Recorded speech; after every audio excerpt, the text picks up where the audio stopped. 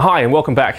This is Nhan Nguyen from Advanced Property Strategies. I'm also the co-author of the best-selling book, Property Millionaire, for another week of negotiating strategies prepared exclusively for Australian Property Investor magazine. Now today we're going to talk about asking for and giving the other person what they want. Giving the other person what they want. But how do you do that? How do you actually do that? So one of the first things that you got to do is actually find out what the other party wants. See, when you give someone what they want, it's easier for you to get what you want. In this game of negotiating, it can't just be a one-way street. It has to be a two-way street. For you to get what you want, you have to give people other people what they want. And one of the things that people get confused about or unclear about in the game of property investing is they think that it's all about the money. It's all about the price, but it's not. It's not always about the price. And oftentimes, sometimes it can be about the security of the sale. You know, many a time I've offered to buy properties and I've got it at a very cheap price simply because people know that one, I can afford it, and two, I have the financial capabilities to do more deals with them.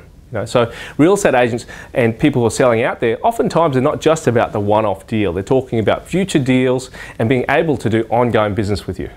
So finding out what the other party wants is a very, very simple strategy, and all you need to do is ask. But sometimes, you know, when there's a real estate agent involved, and, you know, I have nothing against real estate agents, sometimes a real estate agent does get in the way, right? So, you know, I oftentimes either deal with agents or deal with owners direct. My preference is to deal with owners direct. However, I've bought a lot of property through agents. And why do I like to deal with owners direct? You can probably imagine why. It's because I can negotiate with them and ask them why they're selling, when they want to settle, how much money they actually want, because when you're working with a real estate agent, they really only have one agenda. And what's that? It's commission. They want to get paid now. Actually, they'll probably want to get paid yesterday, and they want to pay with that little amount of work as possible. And that's the thing, like I said, I've got nothing against real estate agents. A lot of my friends and colleagues are real estate agents. They bring me great deals all the time. But the thing is, sometimes when I want a long settlement, the real estate agent may or may not want to work with me because they know that they may not get paid for at least 1 to 2, possibly even 3 years. So finding out what the other party wants is crucial. I'll give you an example. A couple of years ago, there was a house that on a suburb called Balmoral Hill. And this is a suburb about 4 k's from Brisbane CBD, and it's one of the most exclusive suburbs out there that you can get, you know, similar to Toorak in Melbourne or even Balmain in Sydney, one of those really nice, close to the city type suburbs. And I found this deal in the newspaper. I was flicking through the newspaper and I saw it, and it says duplex in Balmoral. Duplex in Balmoral, and I thought, wow, that's an amazing property because there are no duplexes in this suburb that I knew of. So I rang up the lady. It was a private sale, and I asked her, you know, how much do you want for the property? And she said, oh, you know, just drive by the property and tell me what you think, and I'll tell you the price. Then I went back to her, and so I was on the phone to her and I said, sorry ma'am, you know, I really don't want to waste your time, and please don't waste mine. I'm a property professional, and you know, I just want to find out how much you want to for the property so that I can have a look and do my research.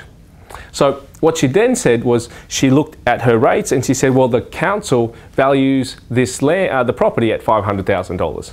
So, you know, I don't know if you know, but generally when the council rates something unimproved capital value, it's called a UCV, at a certain price, it's the value of the property with no improvements, no building, no sewage, no road, nothing.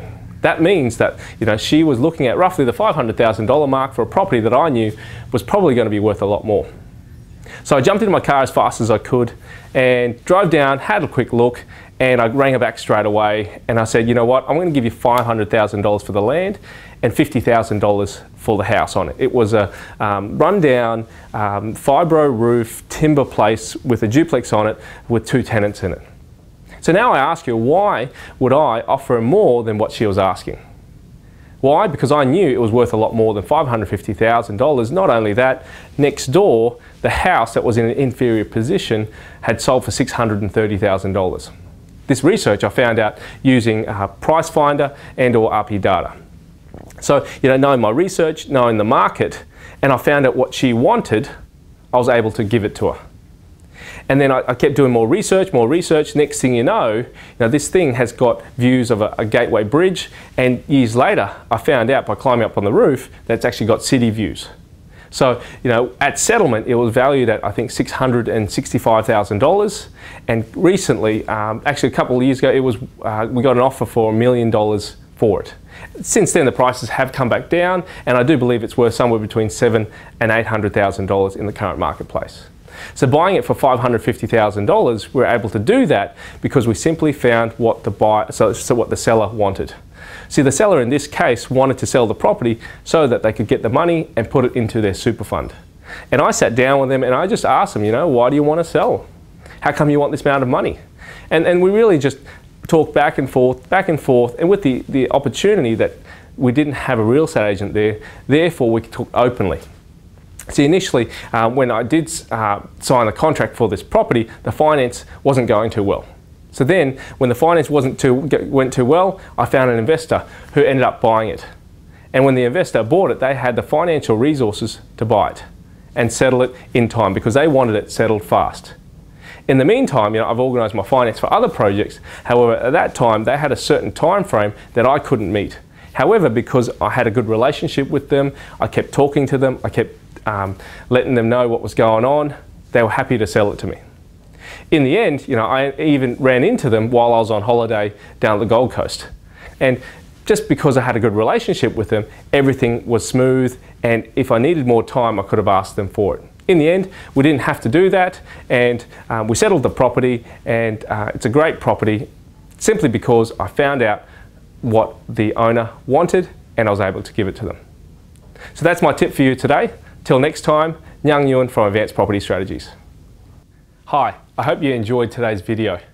If you want further information as well as a free DVD on 5 no money down strategies, go to www.advancedpropertystrategies.com. You'll see the URL come up on your screen, and just sign up there for your free DVD, 5 no money down strategies, valued at $97, and we'll send it out to you ASAP. Also, you get the opportunity to watch it live stream from the website. Thanks a lot, and see you next time.